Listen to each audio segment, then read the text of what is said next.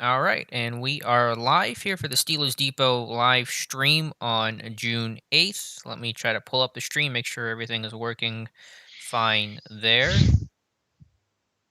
All right, I think we're good. Mutated Genome already here. He was here waiting, so thank you for being here. Dave, how you doing? I'm doing good. Happy Monday. Send me that link on over when you get a chance. Okay, yeah, let me go ahead and do that. Yeah, because it does not like to show the link very easily, which is a source of frustration for me in YouTube, but I will send that to you now. Again, we are here for the next hour, as we always are, 7 to 8 p.m. Eastern Time, answering any and all of your Steelers questions. Let me Oh, get I that. see one that's live right now. Oh, Okay. okay. Yeah, sometimes it does take us a little bit of a delay to show up for other people. Um, Jason, thank you for being here. Happy 83-degree Monday. Yeah, it is, 82 here, so I think we're probably in the same region. Jason, Knoxley, thanks for being here. Dave, what's the weather like in Vegas today? It's actually a little bit cooler. We've had some nice weather with some winds really blowing through to keep things. It's 81 out here right Wow, now, and of nice. course it's 4 o'clock our time here, and the humidity looks like it's a blustering 8% humidity right Mm. now. What is the So humidity in Pittsburgh? It's more than 8, I can tell you that. It's 34%. That's not too bad, all things considered. All right. What are we talking about today? A little bit of news to bring you guys. We already knew the Steelers were not going to be in St. Vincent College in Latrobe. We already knew that. The team now will be practicing in training camp at Heinz Field. So a little different there, but that's probably smart to separate themselves from the Pitt Panthers. yeah, I think that is interesting news. Look, with the new, social distancing and all, the guidelines, the memo that was sent out by the NFL earlier today, hey, it certainly would have made it tough for the Steelers to be able to adhere to everything there at their South Side facility.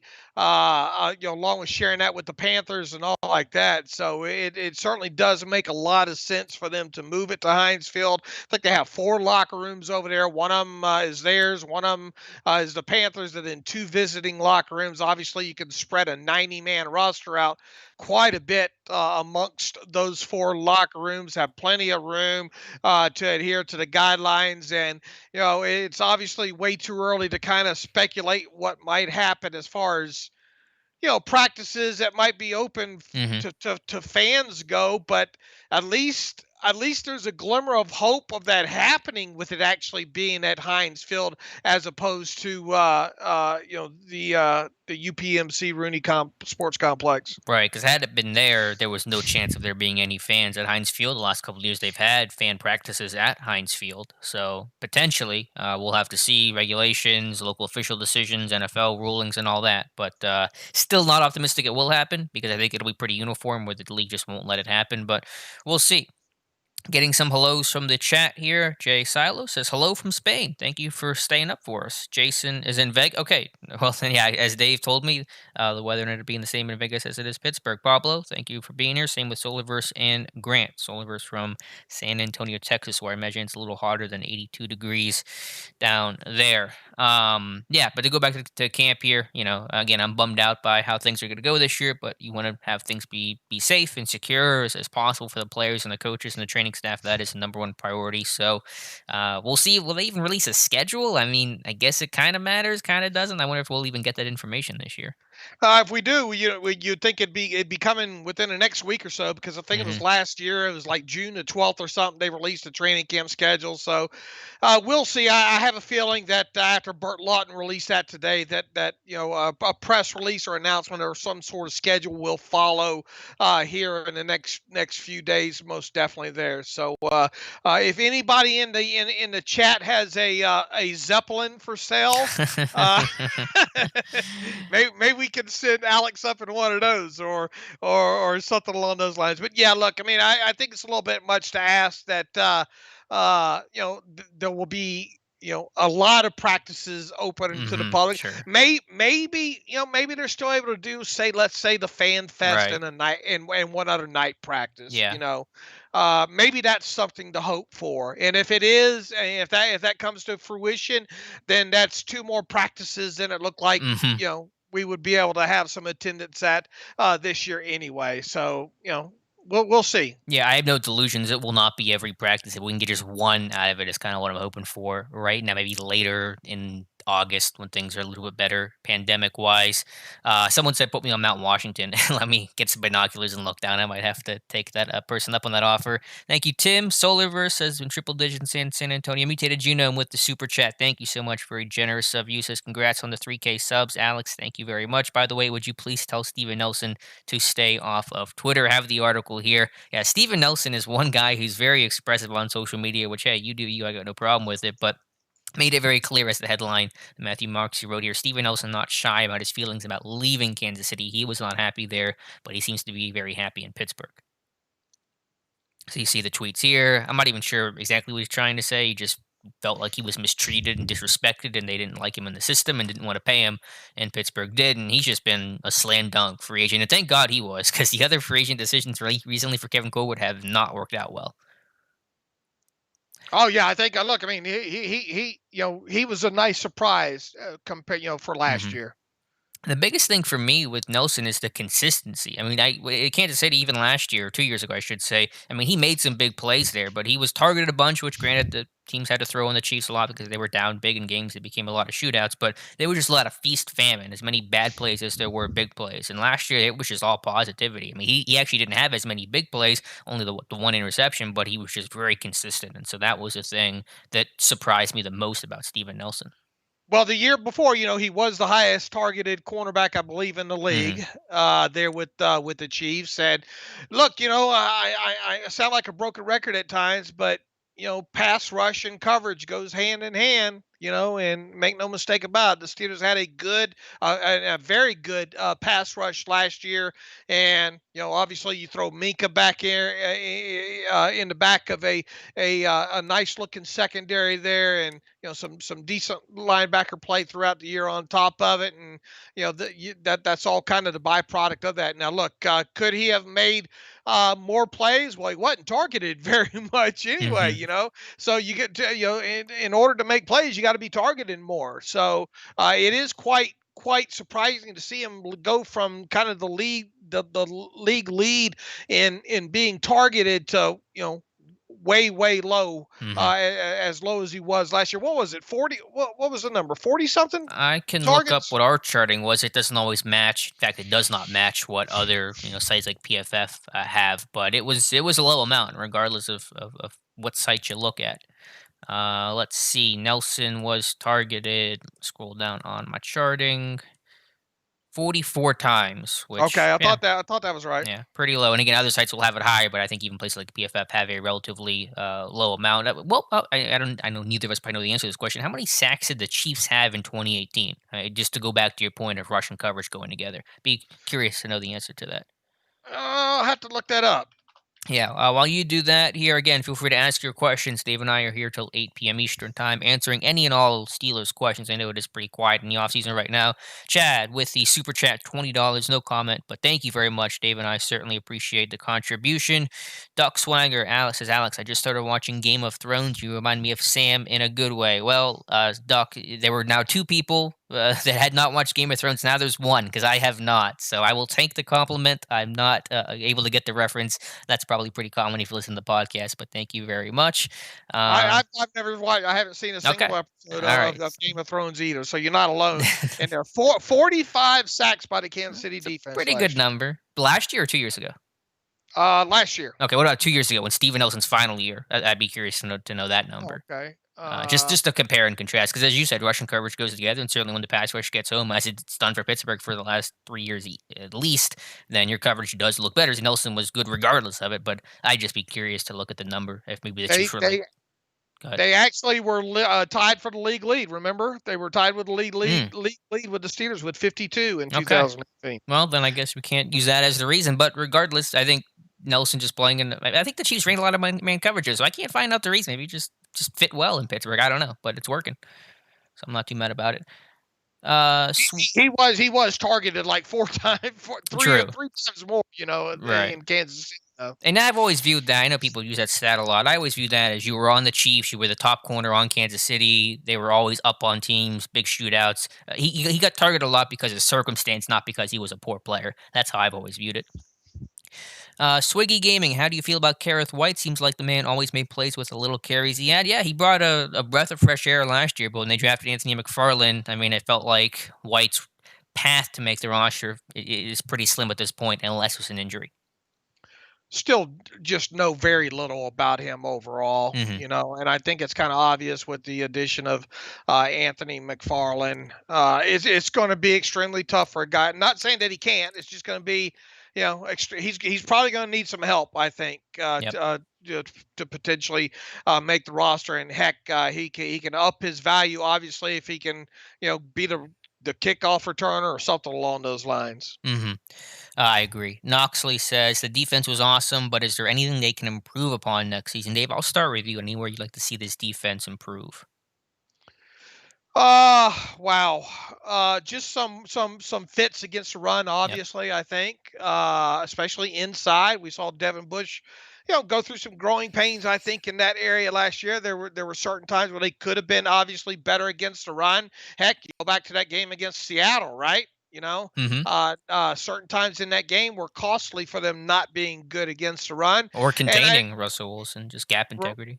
right. And I think just some of the coverage aspects, maybe of some of those inside linebackers at times as well too. Hmm. So, look, I mean, there's always something, and the ability to disguise a little bit more. I mean, there's always room for improvement with any defense, and it's obviously, look, I mean, you got a lot of guys coming back from the 2019 defense in 2020. Minka, will have a full off season with this team. Bush another year, along and developed, understanding what's going on. Now, obviously, you're missing Hargrave there. That's going to be big shoes to fill. But as we've said several times, this should be a good defense once Hmm. again. The last point you made there, Dave, about disguising the coverage is a direction I was going to head. Where, as I wrote about a week or two ago, the Steelers have that same core secondary returning at the end of last year to the start of this year for the first time in just about a decade. 2011 was the last time you could have an example of that. And whenever you add new pieces, even talented ones like Steven Nelson, obviously trading for Mika Fitzpatrick, your defense becomes more limited, more vanilla, especially early on while you figure out how this guy fits in the system. You're teaching him the process, especially when you add Minka, midway through, he's even said this defense is not super complicated. So the fact that you can hit the ground running, have those disguises, coverage rotations, adding more answers, and you can just be more creative as a defense because everyone's on the same page. You know the group you have, you know how they fit, what their strengths and weaknesses are, and how they produce. Just having that day one is really important, even in an offseason that's lost. I think just knowing that going into the year, barring injury, is really valuable and underrated factor for this defense. Let's see here. Going back to the chat here, Tim Ray asks Alex, "What would you say our offensive identity is with Ben, Post, Arians, and Haley? Do we have a distinct scheme or personality these days?" Well, it's been a tale of two seasons. Obviously, all centered around Ben in 2018. The personality was throw it with Ben every single time. Last year, it was don't throw it at all. So it's been a little unfair, a little hard to create that identity just because you've had two very different seasons. And yeah, that is one issue though. I've looked, at what is asking myself the question as what is the identity of this team, especially before the defense really took over last year. I have had issues coming up with that answer. Dave, do you have any sort of response to that? No, a couple years ago, you could almost say dink and dunk, Yeah. to a degree. I know people hear that and it conjures up negative connotations, but let's not forget that field position in 2019 or 2018 was absolutely miserable Hmm. for this offense. Thanks in part to the defense, thanks in part to special teams. There, it always seemed like that offense was needing to travel a long field there. So uh, they use the backs. There was a lot. If you look at the average depth of target and all, there was a lot of dink and dunk, but it wasn't necessarily a bad thing overall. I think the biggest thing that stuck out with the offense, is look, you try to suck them up and eventually hit the big play there. In the first half of that season there in 2018, Roethlisberger was not connecting on the deep pass. That was a big element, I thought, of that the first half of that 2018 season, and then the second half that obviously turned around. He got better. Now, another thing about 2018 is they while they were obviously running better in 2018 than they did in 2019, it still was a downtick as far as run success rate. So as far as an overall identity of what this offense is or has been the last couple of years, I mean, it's not really. I mean, it's really tough to answer. Mhm. Because I don't really think. I mean, how many? Would you call it? It's not a West Coast, obviously. To a lot of degree, I don't think. Yeah. Rhythmic. Thoughtfully non-rhythmic, as Yeah, Tomlin might say. rhythmic. Maybe I don't really think you have. And how many offenses around the league nowadays can you say really? I mean, everything is predicated, I think, on more so on down and distance because you see so many three wide receiver sets nowadays. I guess it's more uh, taking a turn more to the RPO to the college game. To the Mhm. more the spread identity, if you will. Yeah, I mean, really, it's Ben's offense. Well, at least when he's healthy, that's the identity of this team. I mean, I know, like, if you look at, I think, Pro Football Reference are listed as like the Earhart Perkins offense and those styles back then. If you want to have like a name for it, but it has been hard to find that identity. And 2 years in, very different difficulties of 2018, 2019 that Randy Fichtner's had to deal with. So a big year for Coach Randy and how he does with this offense that maybe isn't as talented as it was in 2018, but certainly will be more talented than it was last year. So he's got to get this offense to produce and produce consistently. Vegas TJG with an appropriate Vegas comment here. Duck Swagger asks, roughly how many years do you think Pouncey and the Castro have in the tank? I thought I remembered Pouncey saying he's done when Ben's done a while back, but I don't know. Pouncey has said that, and that is certainly possible. Pouncey's closer to the finish line than the Castro is. I think that's fair to say. Obviously, he's older than the Castro by a year or two at least. I don't know. That's a good question. Centers typically don't play into their mid 30s, though. So I think Pouncey, if Ben wants to retire after 2021, I think it's possible that Bouncy goes with him.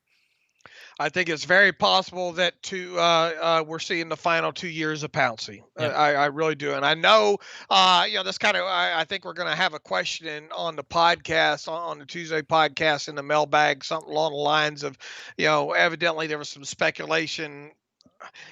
It kind of got framed, I think, as news, but it's more so speculation. I think from like maybe Ed Bouchette in one of his chats that maybe Ben would see would sign another extension after this season. Hmm. Uh, that's it's mere speculation, folks. I mean that's what that is. And look, I mean, how much longer do you really expect him to play? And if he does sign another extension, he's not just going to sign one at 30 million a season. I mean, we're going to be talking a lot, probably a little bit more and probably knocking on the third $30 million door, right? Hmm.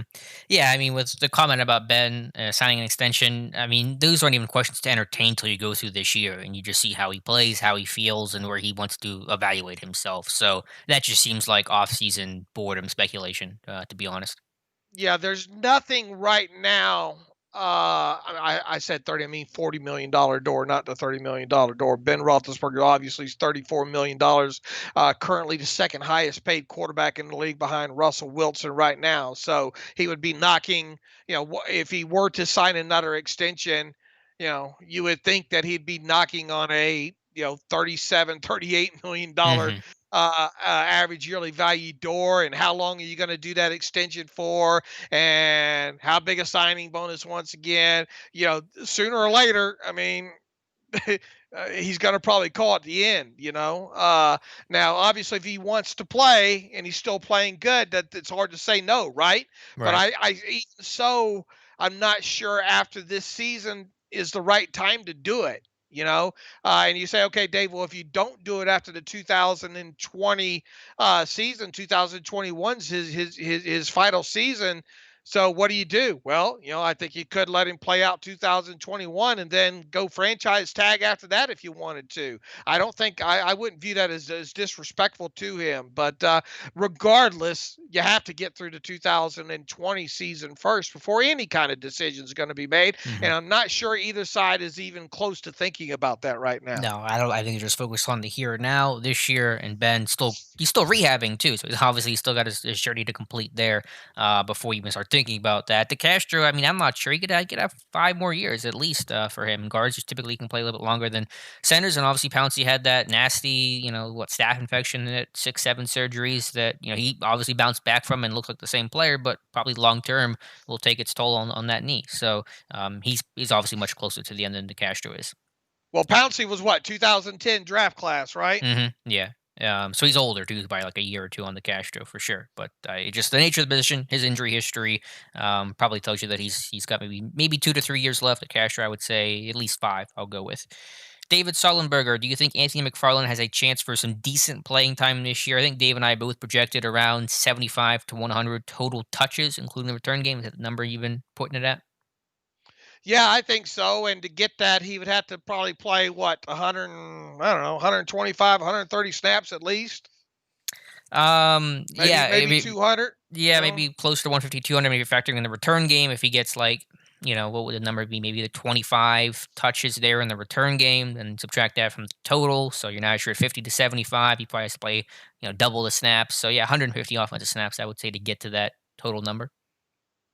That's the rough math there. At least, and if there's an injury happens and the door opens the way that it opened for Benny Snell last year and Kareth White and the whole merry band of running backs they had in 2019.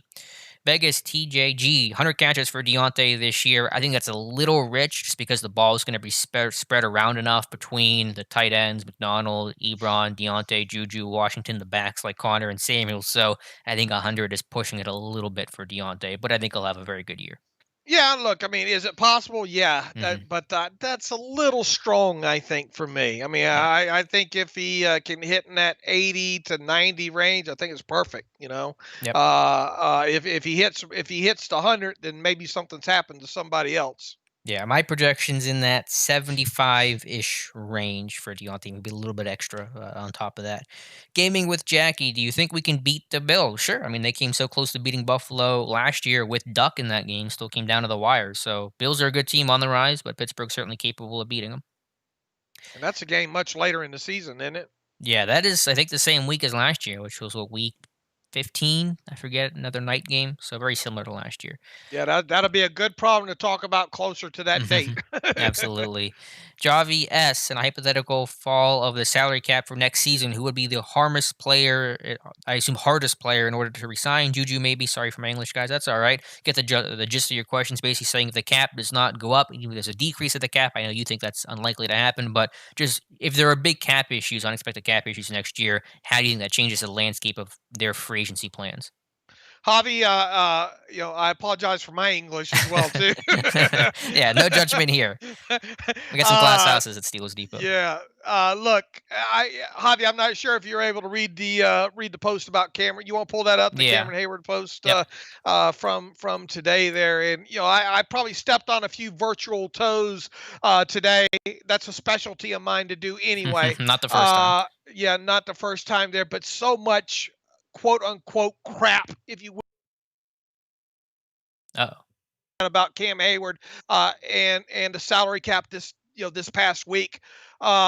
Look, as I've stated on the podcast and as has been written, I think like on NFL.com, and I think even over the cap, the NFL and the NFLPA are going to do everything in their power to, at a bare minimum, keep the salary cap. I think from at least decreasing next year. Now, is that set in stone right now? Absolutely not. But in that article, you'll see it linked to a recent article on NFL.com. Go read that as well too.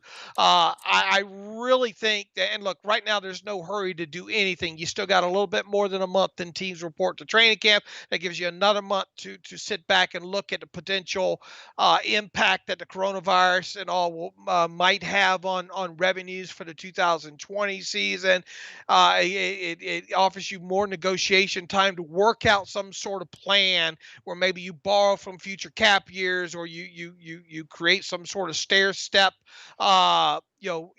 in stone kind of increase in the cap. That way, maybe you don't go backwards in 2021 and then have a huge increase. Because look, the last thing, as I stated on the podcast, the last thing the NFL and the NFLPA wants to happen is for people to lose jobs, especially the middle income players in the NFL. And if the salary cap goes down, that's going to be the group that's impacted the most of those middling players, those Mhm. Vince Williams type players of the world there. So, all right, now let's go ahead and say that the scenario is there that the cap does go down. Yeah, it's going to make it hard to re-sign a lot of people. It'll make it hard to, let's say they don't give Juju a new deal this offseason, which I think at this point a lot of people assume will be the case, is that he won't get a deal. Will you be able to afford to franchise tag him next offseason first before you even give him a deal should the cap actually go down? You've got Ben Roethlisberger and that $40 million cap hit with him. Obviously, you're going to carry him as long as he's playing well. But what else? Where else will the purges be on the roster? Because there most definitely will have to be some. So I kind of reserve judgment a little bit, Javi, and let's kind of let this thing play out for the next month and a half, and let's see if the league reaches some sort of agreement with the NFLPA to maybe ensure that the cap does not decrease in 2021. Well said. I think that's a very thought out and thoughtful answer. It's a lot of uncertainty though, because even if the cap doesn't go down dramatically, but it stays stagnant or it goes up less than anticipated, because this team's I'm sure the cap guys on work on for a while now has been anticipating what the cap could be prior to everything happening with the pandemic. It'll throw a monkey wrench into the plans for sure. And there's a lot of free agents for Pittsburgh after this year, and they will not be able to sign all those guys regardless of what happens with the cap. James R. Bacote, do you think the Steelers will have more two-back sets with Watts, more play action? And I never see Ben on the iPad looking at defensive formations on the sideline. Yeah, I think their goal is to be able to have a fullback. Obviously, they just really could not do that last year with Knicks getting hurt in week one and never being the same and essentially not playing last year. So yeah, I think that's the intention. The goal has to be to get better in short yardage. No team was worse in third and fourth and short last year than the Pittsburgh Steelers, and Watt is certainly going to help that. To the other points, Dave, more play action. And what about Ben on the sideline? Any response there? Look, just because they don't show him on the sideline, looking at the pad, doesn't mean it's not happening. Hmm. You can pull up still photographs and all, trying to put that in comparison with maybe what other quarterbacks are. I think it's mere speculation. Ben does his homework. Now, does Ben maybe study during the week as much as some other quarterbacks around the league? My guess would probably be no, but I mean, it'd be just be speculation on my part. So I kind of shrug my shoulders and kind of bite my lip a little bit when people say I don't see him ever studying the iPad on the sideline. And what was the other question? More play action. Will there be more play action? Steelers the last couple of years worst of least often using play action. God, I hope so. I'm not But expecting it. I'm not expecting it. But God, I hope so because he has been good. As we've talked about in the past, he's been good when using play action in Hmm. the past. Maybe that's their backwards logic. If they feel like they use it too much, then he won't be as good at it, even though that's not really how it works, and they can use it more than they have been. But been a curious case. I think Ben just likes to work out of the shotgun more and isn't as mobile getting away from center these days. Tim Ray asked, do either of you do much reading? And if so, what kind of books have any stuff on X's and O's? I would recommend Tim Layden's Blood, Sweat, and Chalk. It's one of my personal favorites. It's not the heaviest X's and O's, but it's a nice introductory into a lot of concepts like Tampa 2 and Zone Blitz and stuff like that. Some things on LeBeau in that book. Chris Brown's Smart Football is very That's a good. great book. That's one I keep going back and reading. I think Joe Daniel does good work on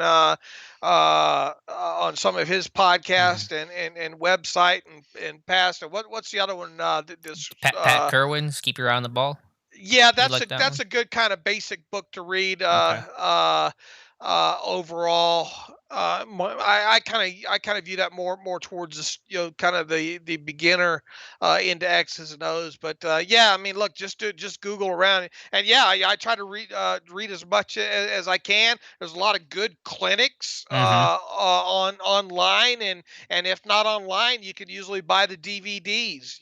Right. And at these coaches clinics and all. Heck, a lot of that old stuff that Saban used to do. Hmm. If you want to get into, if you're really brave and want to get into learning pattern matching and stuff, try to start small. It's a lot. It's still, any given book or video or whatnot. It takes me a couple times through to digest completely, Sure. and I've been doing this for years.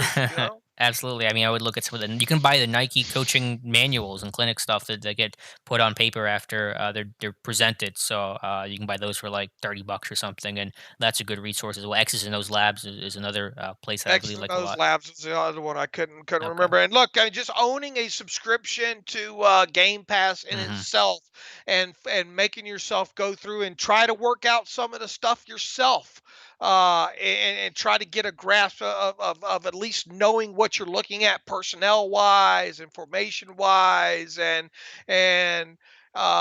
different things like that will help grow your knowledge of the game exponentially as well, just by watching it more and more. And also, they have the film sessions, and we'll have Minka Fitzpatrick coming up soon, next like 2 weeks, and Cam Hayward a little bit later in August, doing some game breakdowns, which I cannot wait for those things. Oh Dave yeah, with that's gonna be Baldy, good. that'll be really good. Non-football stuff, reading some money books, and also read earlier this year "Unfollow" by Megan Phelps Roper. Her time in the Westboro Baptist Church and leaving it, are a really good autobiography of her life. So, just a non-football book I've read this year. Game review. Do you think Chase Claypool can be a Calvin Johnson? That's the easy comparison to make, and it's probably the cliche comparison to make. I think obviously profile, metrics, height, weight, speed, they're similar, but I think that is setting the bar too high for Claypool. Oh, you want to go ahead I mean, and take that? I get it and all from the measurables. Heck, if you go back to, to what was it, the combine, and them Hmm. throwing up those measurables, and that's unfair to do to a kid first and Right. foremost. Exactly. Somewhere on my Twitter, if you search my Twitter feed for Calvin Johnson, you'll find some highlights that I put up there. I think within the last 45 days or so of Okay. Megatron and all, and that just kind of to refresh your memory of just how good Calvin Johnson was. Now, look, nobody watched more film on Chase than me this offseason. I mean, if you go on the site, you can find every game broken down, every target looked at there and contextualized on the site there. He's got a lot of great traits that you look for, and I think if most of you listen to the podcast, you know what I'm going to say next. The thing that Alex and I think that we're looking for the most for him, the biggest question I think surrounding him at this point is, can he stack and gain separation on the outside at the NFL level? If he can, if he does that right out of shoot, then that's going to be a huge boost to what I think his ceiling can be. Because look, he caught a lot of footballs down the field at Notre Dame. That in itself is a great sign. A lot of contested catches and all. The only thing is can he beat NFL coverage, especially down the field at the NFL level? That's really the main mystery with him coming out of college at this time. But yeah, I mean, look, he's got a nice ceiling to him for sure. Agreed. Jamal Curtis, was Nelson as good as he was on the Chiefs as he is for us? I feel like he's still not talked about enough, but is much more popular with us than the Chiefs. Yeah, I think it goes back to that consistency with Kansas City. There were a lot of highs, had 4 interceptions in 2018, but gave up a lot of big plays too. So he's just been a more level, steadier player, and that I think makes you more friendly to the fans. And if you get burnt as often as you make the big play. Tim Ray, what's the process of determining the NFLPA rep for the team? Elected, appointed, application? I'm not 100% sure. I think it's a nomination process. They do get voted on by their teammates, so it's elected in that sense. Who is the Steelers rep right now that Ramon Foster's retired? Do we know? Do they have a rep still? Is it Wasn't Vince? Hayden? Pouncey Pouncey? doing like the alternate or whatnot? I forget how that went. Let's Who see. was the backup to him? I want to say Pouncey was, but I'm Yeah. not 100% sure on that. Pouncey and somebody else. Looks like Vince Williams is co-alternate too. I think Pouncey was involved because Tim's next question is: are there any contingency plans in case they ever lose the current one? Let's see. JC Tretter's the president. Okay. Do we have a team listing here as I'm scrolling through Board of Player Representatives? Looks All like right. former looked like Pouncey was last year. I think was Okay. a rep, wasn't he? I think according to the site, it's Cam Hayward and Vince Williams, but I don't know if this is 100% current. I imagine it would be. Good question though. But they'll have to probably vote again because Foster's obviously retired. So we'll see if it's Pouncey or Hayward or Williams or Hayden, someone else. We'll see. Good question. James R. Bacode, also with a good question. I'm not 100% sure of the answer of how did training camp at Latrobe originate? Was Rooney an alumni? I don't think he was. They were St. Bonaventure. They were Bonnies. I'm pretty sure the Rooney family, by and large. I don't know exactly how St. Vincent College happened. They bounced around a lot, though, prior to that. They never really had a steady home. So I think they just like the location, and all that. And it's a St. Vincent is a Catholic school, right? And Rooney's are obviously Catholic. So that just kind of meshed together, and I guess it just kind of worked. That's my guess at it. Any other info of how St. Vincent happened, how Latrobe happened? No, I don't remember the specifics how it came about. Maybe I'll do some reading on that a little bit more back in the papers. The rest of this off season here. Yeah, but unfortunate, 54-year streak in Latrobe has been broken this year, sadly. Jamal with a very important question here for Dave. Dave, should I ask my crush out through text or in person? You're the married Oh, man. in person. Oh, Yeah. in person. Okay. Jeez. I mean, look, you only live once, man. What's the worst thing that can happen? And that is she'll say no. Unless in my case in past, Get there are other worst case scenarios. objects But thrown at you or something. yeah, things set on fire. But I doubt they would have run into instances like that. But man, you only live once, man. Don't live in your fears, as Mike Tomlin would say. Good luck, Jamal. Chris W. Any chance the Steelers think about bringing Martavis Bryant into camp? I've gotten that question a lot with the lax rules now in the new CBA of weed, but I am not expecting that to happen with Bryant. I think his career is likely done. Me too. How do you told me how to say this before? I think it's Xerxes. Correct me if I'm wrong on that. Almighty asks, which unsung player do you think will break through in the next year or two, like Hargrave did? Sutton, UG3, Highsmith, Bugs Lane, or suggestions he offers. I've talked about UG3 as much as anybody. I'm very excited for him in year two. Very disappointed I won't get to see him in camp, but there will be 5 preseason games to watch him. So I mean, he's not going to be playing on defense unless there's an injury, but I think UG3 will have a really strong summer. Keep Eh, an eye out for Benny Snell if something yep. happens to James Conner. I know everybody's got their eye on McFarland and all, but I kind of view him more as a change of pace back. And make no mistake about it, Benny Snell. It's too bad Benny had that minor knee issue that caused him to miss a couple of games there. Uh, because I think had they given him the ball, or at least early in games, and kind of been more consistent with him, I think they would have got a few some favorable results with him last year. Now, look, this is a big year. They expect those running backs to be in a little bit better physical shape. We've seen that in the past with guys like Samuels and James Conner. You'd expect the same thing to happen to Benny Snell. And if you want to talk about a power running back, he's definitely it. He's a lot in the mold of a James Conner. Had a couple of nice explosive runs last year. Now, obviously, he's not going to see the field as much if Connor stays healthy, but if Connor does get provide an opening there, I think Benny Snell has a good opportunity to take that next step. And look, he can maybe prove to them that, hey, you guys don't need to draft yet another Mhm. running back in 2021 if him and McFarland show out pretty well end up showing out well as a tandem in 2020. And we've seen the jump that second-year running backs make. I just had a conversation, an interview I did earlier this afternoon. I mean, James Conner was a totally different dude in year two than he was year one. I'm not saying Snell is going to follow suit exactly, but that sophomore year is such a transformative one for a lot of running backs. Tim Ray asked, favorite Steelers fullback of all time. I'm going Dan Kreider, the pride of New Hampshire, but there were unless Rocky Bleier counts, which he kind of does. But I'm going to go Kreider. What say you, Dave? Yeah, a lot of good ones in there. Lester. Kreider, boy, Roosevelt Nix, man. When Oh Roosevelt yeah, Nix was Rosie. Gotta on, love man, Rosie. I know that's the most recent, and there's a little bit of recency bias playing a role in there. And look, I was the one that was probably the most critical of Roosevelt Nix last year, but I think a lot of that had to do with his health and his knee injury. But when that guy was on, man, uh, he would move some people out of the club, if you will. Yeah, you gotta love Rosie. Substitute teacher to NFL fullbacks, a really cool story arc there. But yeah, you got Tim Lester and John L. Williams and obviously Rocky Bleier, all really, and John Henry Johnson if he technically counts as a fullback. So a lot of good options there in Steelers history. Let's see. Andre Gilchrist, do you think the offense will resemble San Fran's offensive schemes with Canada stepping in and helping out? Probably not. I mean, with San They're Fran's, just not that intricate, you know. yeah, and this is more West Coast than San Fran, and Pittsburgh's not going to be under center as much. I'm not entirely sure what you mean by that, but I'm not really expecting because they're more run centric, play action type, rollouts, boots kind of stuff, and that's not going to be Pittsburgh's offense with Ben.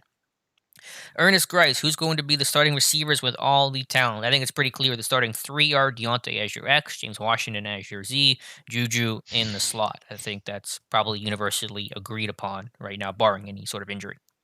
Hmm. Tim Ray says, thanks for the tips on the resources. I can't get enough of this stuff, and the Depot has been my favorite site since 2008. Thank you so much, Tim. Really appreciate it. Thanks for Xerxes, that, Tim. Thank you for reading, everybody. Xerxes Almighty, it drives me crazy that the Steelers don't maximize their tight ends and fullbacks in the passing game, especially up the middle. TJ or Watt can be a weapon. Derek Watt, okay, there we go, can be a weapon. What do you think about this? I think there's a bit of a misnomer there with fullback. I'll grant you that doesn't. I don't lose a lot of sleep over that. But Vance McDonald caught a lot of passes in 2018, and last year the injuries just took place. The offense was in the tank, so. I would kind of reject the premise of that a little bit. I don't know if you agree with that or not, Dave. Do you rebuke it? Do you rebuke Almighty? Is that a reference? What is that a reference Well, to? his screen name is Almighty, and I Oh, don't know. okay. There was that meme floating around for a little while that says "I rebuke." I don't know, What are whatever. you getting But into memes for, Dave? yeah, look, I'm lit these days. I'm a lit 50-year-old. I used to be a lit teenager and 20-year-old, but that's a different kind of lit back then. Yeah. But look, here's the thoughts on the tight ends. Last year, you just got to throw last year out. Period. I view it as that. You Mhm. go back a couple years ago with Vance McDonald. That was a good season by him. Jesse James didn't have a bad season that season as well, if memory serves me.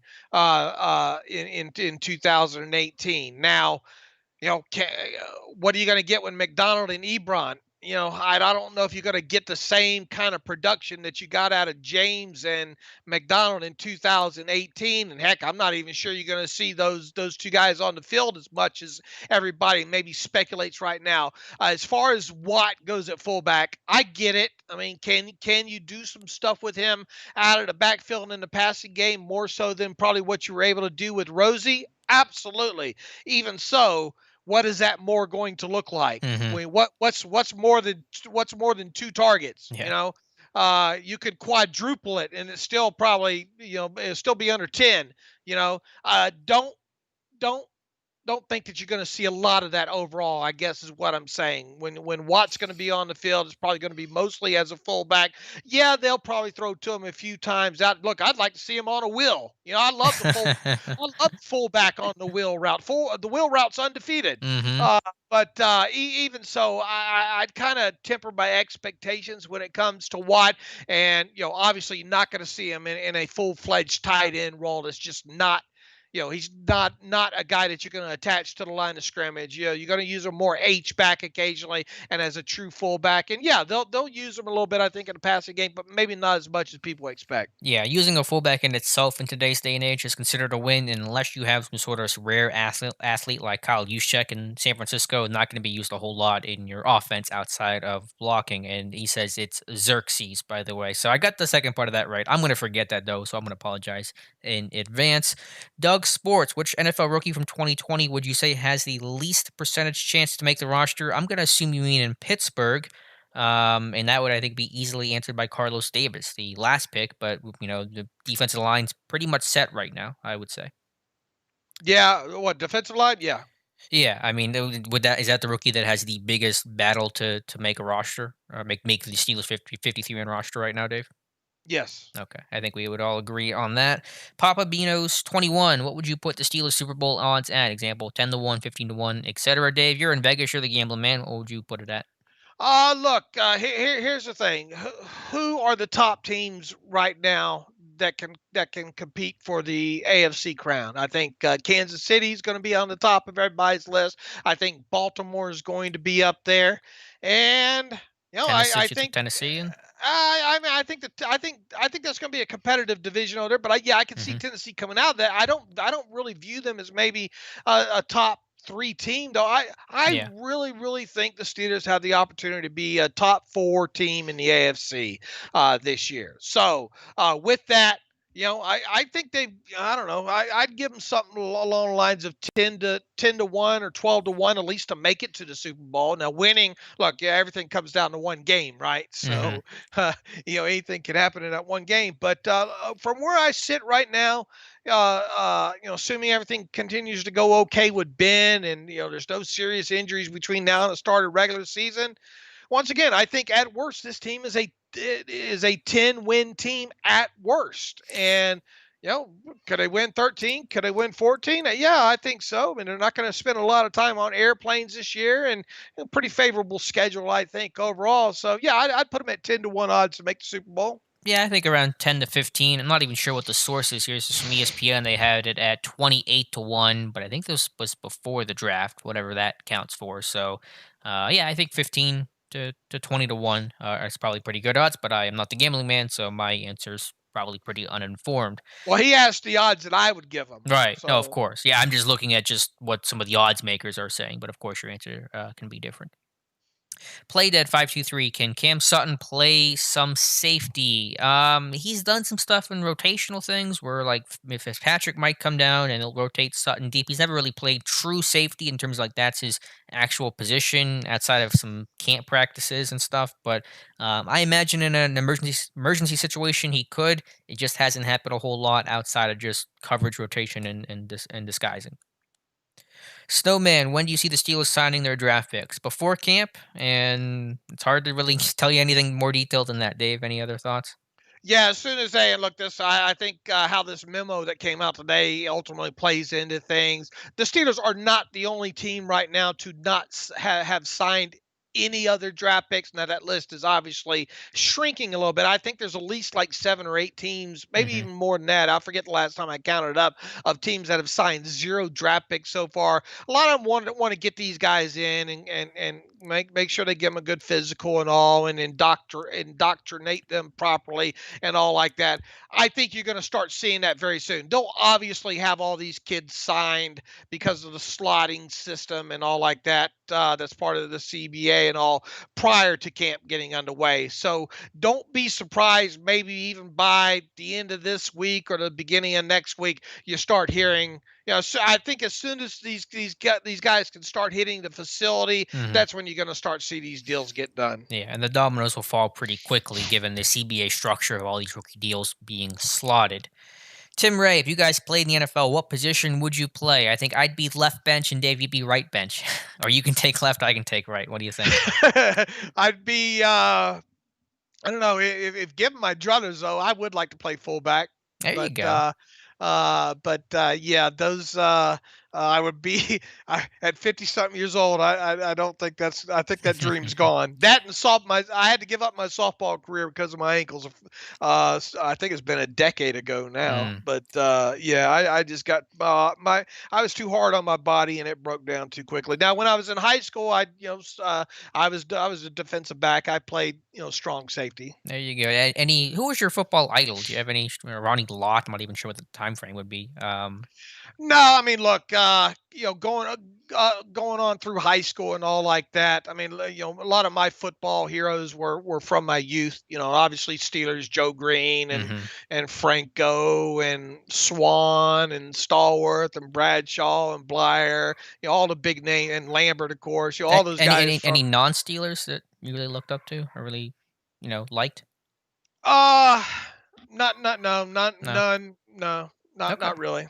Well, the Steelers gave you a lot of good guys to root for sure. And Xerxes says, speaking of fullbacks, bring back the neck collars. Yeah, Dave, you gotta have the neck roll to play fullback. Go real old school with it.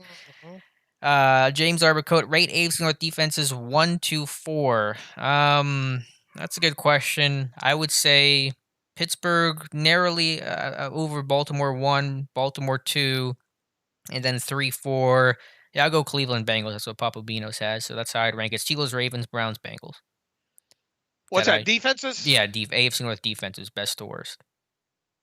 Yeah, I think you had it right. I Steelers, Ravens. I would go Steelers, Ravens, Browns, Bengals. Yep, that's what I would go to, and I'm sure Ravens fans would say they are number one. Xerxes says, "Real dude in ancient times." All right, I will add that to my repertoire. Thank you very much, Andre Gilchrist. To elaborate on my question, I am wondering if they will run running back by committee more under center to protect Ben. Do we have the personnel to emulate San Fran? Yeah, it's not the same. And again, Ben just has not worked under center a whole lot, and I don't think being under center protects him a whole lot more than out of shotgun. Now, they're not going to throw the ball 600 plus times like they did in 2018, but I don't think you're going to get this 49ers feel to this offense. Everybody sees that and what they did, and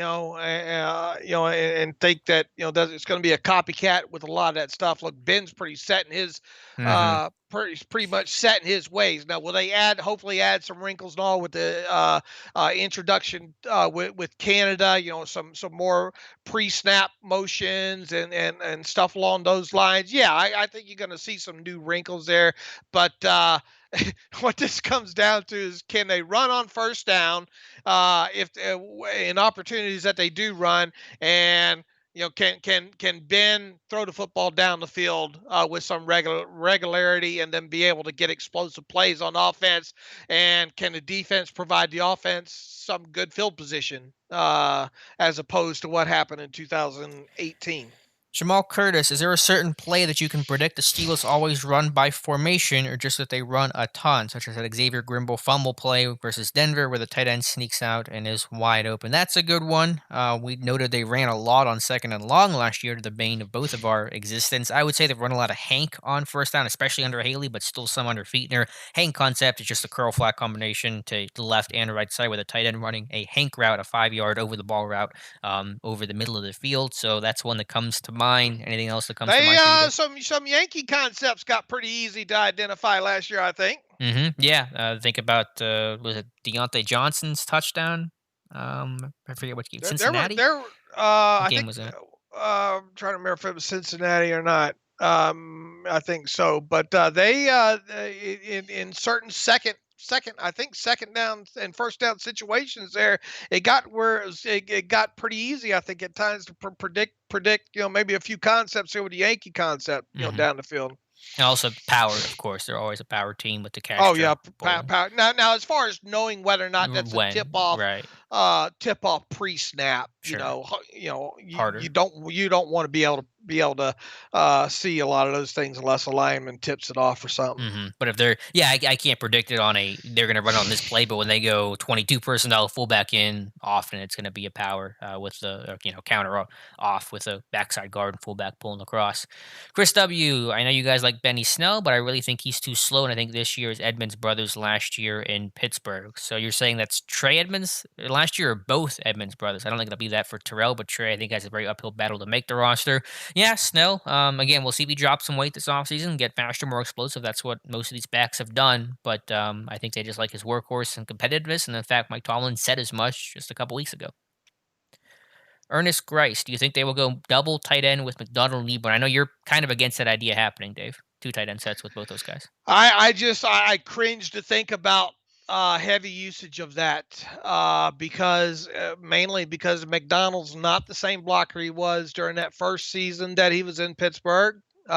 Second, Ebron's never been that guy, uh, and I don't think they want to use him that way either. So now if you want to have Ebron on the field and as essentially another wide receiver and move him around and do a lot of things maybe that the Colts did with him, in addition to having a tight end on the field, I could potentially see that. But as far as getting two tight ends on the field and having both those guys kind of attached, whereas you increase your chances of maybe running out of a personnel grouping such as that. Once again, I cringe to think about that being used a lot because I just don't think either, and especially Ebron, add that much in the way as a blocking tight end. Yeah, I think the goal is for both guys to play about 500 snaps, but not always. Just basically 1,000 snaps total for your tight ends, 500 each for McDonald and Ebron. That saves both wear and tear and reduces injury risk for both guys, and that's ideal for Pittsburgh. So I'm kind Make of with you make there. this make no mistake about it. That duo is not Miller and uh, Matt Spaeth. Yeah, very different group for sure. A lot of reasons. Carlos says, "Hey, bro, new sub. I enjoy your content. Even though I'm a Broncos fan, I love learning about other teams. Thank you very much, Carlos. I saw your comment earlier on my other videos, so I appreciate you subbing to the channel." Richard Jameson for favorite fullback. Didn't Tim Lester bring in Bettis? Did Lester bring in Bettis? I don't. I'm not sure what the correlation is there since Bettis was traded, but do you have any insight there? I don't know. I don't understand the question. Yeah, I'm not sure, but Bettis was just phased out with the Rams. Like, what, the head coach didn't like him, and they weren't going to play him, and Pittsburgh saw the opportunity and made the trade for him. Xerxes says, Dave, if you like memes, check out the one of McDonald on a milk carton. It exists. I think that's a jab at Vance for disappearing last year. We'll see. I think we'll bounce back to some degree this year at least.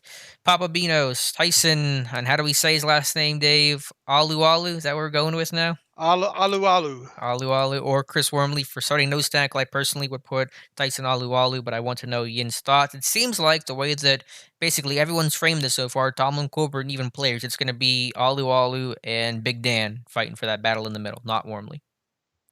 Is that where you're at? I reserve judgment still, as I've said all the time. I got to see it because I mean we got a lot of guys that I still kind of cringe thinking about playing those 300 total snaps or so at the nose. I mean hmm until I see otherwise, and I'm not a big fan of Dan McCullers, but until I see otherwise, he's a leader in the clubhouse. Yeah, unfortunately, we'll not get to really have those answers until some sort of preseason. Won't get to see that in camp, which makes me very, very sad. Ernest Grace, you guys are awesome. Great job, fellas. Thank you very much, Ernest. Desmond Barnes, if Connor is back to the Pro Bowl, does he get a contract? I still think even then, even if he has a good year, then he's just going to be too expensive to keep around. It was so many other free agents to keep around the, as your word is, fungibility of the running back position. I just can't see a scenario where it makes sense to bring him back. Me either. Good or bad season, I think 2020 is going to be his last one in Pittsburgh. Agree. David Sullenberger, is it just me or have the NFL teams moved away from the big bruising power backs like a Bettis, Mike Allstott? If that's the case, just curious why the change. I don't want to say 100% that that's the case. Obviously, you have teams, Josh Jacobs went high and Derrick Henry, what he did last year. So there's a mix. It's harder to find those types of guys consistently. You want guys who are more versatile, guys who can be more weapons as pass protectors in the receiving game. Bigger backs don't lend themselves too kindly to that, and everyone wants playmakers. So I think that's some of the impetus. And then just look at the college game. The NFL is a reflection of the talent in the college game. With the spread offense in college, you don't get a lot of big bruising backs. You get a lot of guys that can make plays in space. So if that talent pool just isn't there in college, it's not going to be there in the NFL either. Papa Bino says, oh, he's talking to Desmond and Carlos. Okay. Snowman says Bud Dupree will be an Arizona Cardinal in 2021, aka Steelers West. Him and Chandler Jones would be a pretty dynamic duo. You still think Bud's going to get an extension before July 15th? No, I've said I'm 50-50 on 50-50. that. Okay. Yeah, and any betting person at this point would probably bet that he doesn't get one. So I still do think it could go either way, though. But yeah, I'm 50-50 on that right now for sure. Look, the good news is we'll know by July 15th. But once again, if you're betting on it, I would advise people to bet on it probably not happening. Fly through these couple of questions here. And thank you guys so much for being here. As always, we're here every Monday, 7 to 8 p.m. Papa Beanos, do you think we need to fire Randy Fietner? I didn't like his play calling in the red zone and the Wildcats and weird trick plays he called last year. I will just say it's a very big year for Randy Fietner. But as long as Ben's here, I'm not expecting Fietner to go anywhere else. Although I think with Canada being in the fold, again, if you're going to make an offense coordinator change, you promote from within the way they did Haley to Fietner. So maybe, but I will just say it's a big year this year for Randy Fietner. Yeah, look, I mean, you can dissect any offensive coordinator down on a weekly basis, and you're going to run up against three or four calls that you probably highly question, and a good chunk of the fan base will as well too. There just was not that much to work with offensively last year. They were more concerned about having their backup quarterbacks not lose the game. I kind of get that as well too. I guess what I'm saying is you really got to just totally kind of disregard what happened last season there. Now, a lot will be expected out of the offense as a whole. Fietner, Ben, Canada, you name the player that you're starting on offense here because Ben will be back there. This once again, this should be a playoff team. We should see them back lead or top the league in certain statistical categories. There, Justin net yards per passing attempt should be one of those that Ben's flirting with 6.7 or higher throughout the season there. Just a byproduct of him being back and having these guys healthy. If that doesn't happen and injuries are not to blame, then yeah, you do have to take a real hard look at what's going on, with play calling and obviously the coaching and everything that goes along with that. But I don't think you just throw Randy out with the bathwater based on what happened Hmm. in 2019. Yeah, I think that's fair. Doug Swagger, Alex, what will you name your future son? Jamal says Alex Osa to name his future son either Ben or Dave. Should I name my future unborn son after you, Dave? Is that kosher? Yeah, look, I mean, if you wanted to be successful and all, I mean, Okay. that, Oh my goodness. Let me find a girlfriend first, and then we'll start talking about kids. yeah, Played I it. would start. I would start there. That's a very Yeah. important part of the process, there, brother. Yeah, currently not one in my living room, so maybe tomorrow. Play Dead 523. Why do media sleep on Deontay Johnson rookie year compared to other rookie receivers? Yeah, that's been some weird disrespect. I don't know if it's just overlooked because they just think Steelers' offense was bad last year, so no one could have been successful. But there has been a weird amount of disrespect for Deontay Johnson heading into year two. Let's see. Buddy Gant, what do you think about Chase Claypool, a big target for Ben to throw it? I think he said it well. I think he's could be a big red zone slash special teams weapon as a rookie because, as Dave's talked about, the lack of an offseason is really going to hinder the progression and development of all rookies, really. Steel Nation Highlights, you guys are the only channel who I have on notifications. Thank you. Thank you very much. I've seen your videos, Steel Nation Highlights. You do an awesome job. So thank you very much. I do appreciate that. James R. Bacote, prediction on team defensive and offensive MVP. Very good question there. Give you some pretty plain Jane answers of maybe Ben finally getting MVP if he has a bounce back here, like I think he will. And then it's hard to go against TJ Watt defensively. What would you say, Dave? Yeah, Ben and Watt. I mean, I think those are the captain obvious choices there. I could see both those coming to fruition. Look, I mean, Ben's Ben's gonna, I think, make a great run at comeback player of the year as well too. If he Hmm. stays healthy and that offense stays healthy, look out. That's why I'm extra salty Gronk unretired because I don't want him to get the award. Andre Gilchrist, do you think Devin Bush struggles in coverage specifically against tight ends? Keith Butler talked about how he was getting used to play. Was it man or zone coverage in Pittsburgh that they didn't do as much in Michigan? I think it was man. Do you remember, Dave, what that comment I don't was? remember that. That stems from the. Didn't that stem from the what game was that? The San Seattle. Francisco or no? Was it I think, Se- Seattle or San 'cause I think Francisco game? Maybe. Seattle because he gave Oh up two yeah, it was just touchdowns that game. yeah. Disley. Yeah, Will Disley. Yeah, Disley. Yeah, I think you're right. I shouldn't do this right now because we're almost done with the stream, but I do want to try to find that. I don't know if I'll be able to find it right now or not, but there were some learning curves for sure, and adjustment and making the jump. So I think that he had struggles last year, but there was a learning process as well. Let me click on this article here briefly because this might be the one. This is the Seattle game. He says his young guy is learning, but it's not like it's above his head. He can do this. He'll get better as the season goes along. I'll have to find that comment after the stream. Brett H. Hey, Alex, I see all your video breakdowns and have always wondered where do you acquire all your X's and O's knowledge? Just reading. Yeah, just a lot of reading and research. And obviously, having the platform with this job lets me focus on it a whole lot more than I would otherwise. Richard Jamerson, Lester came from the Rams the year before Bettis became available. Lester vouched for Bettis and convinced the Steelers to take a chance with Bettis. All right, good info there, Richard. Ernest Grice. Rich Brooks is the one that he had the falling out with Hmm. there, Bettis and That was the head coach of the with Rams. right with the Rams and all like that, and he's the one that you can thank for him being traded away to the Hmm. Steelers. True that. Ernest Grice, Bush, and who at inside linebacker? I think Vince Williams, and they may spin Edmonds down in some more sub package stuff this year because I don't know if they're going to play Vince 700 snaps the way that they did Devin Bush last year, but we'll see. Desmond Barnes, if they don't sign Connor, do you see them drafting another running back 2021? That is a great question. That depends on what happens to McFarland and Snell and just kind of the lay of the land. I think that is an unknown. We won't be able to answer for quite some time, Desmond. To be determined. Xerxes Almighty, rate Tomlin as a strategic coach. Belichick coaches to the competition. Tomlin coaches similarly versus each opponent. Haven't seen an innovation since LeBeau put 10 on the line of scrimmage versus Brady's Pats. I think that's probably an oversimplification of it, but sure, Tomlin is not Bill Belichick, nor will he ever be that type of coach. Papa Beanos, what rank in total offense do you think the Steelers will be this year? Top 10? I think they can be 9, easily 10? top 10. I think you're looking at maybe a top 6 or 7 offense. I think potentially. Look, you don't have to run the ball more, but if they run the ball successfully more, higher successful run rates, it's going to make a big difference, I think, in this offense. Hmm. People say, "Oh, they need to run more." No, running is a byproduct. Running a lot is a byproduct generally of running well early and then passing well during the game that sets up in-game situations where you have the scoreboard in your favor where you're able to guess what? Run more at the end of the games when you had the lead there. So they, I think they have the personnel on offense to be a top 10 offense and maybe top 7 or 8. I agree. Jeremy Barbati, most likely to win comeback player, Ben or Juju? Leaning Ben since a good season for Juju probably means a good season for Ben. Yeah, wholeheartedly agree that Ben is much more likely to happen than Juju.